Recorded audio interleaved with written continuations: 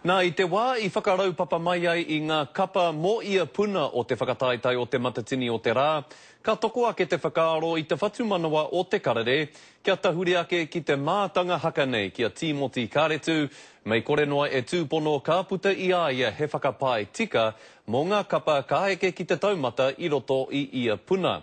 Anei ia, mea ana whakapae. Ko te whanau apanui.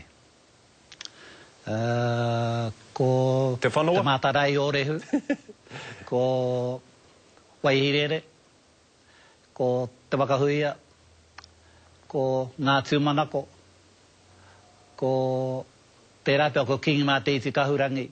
Kia aune ko etahi āhuatanga ko tino piki, ko te haka me te poi ko tino piki, ko te waiatāringa kia aune kei te āhua me meha haere te waiatāringa, ko koriri te ki ngā waiatāringa o ngā tau ki muri.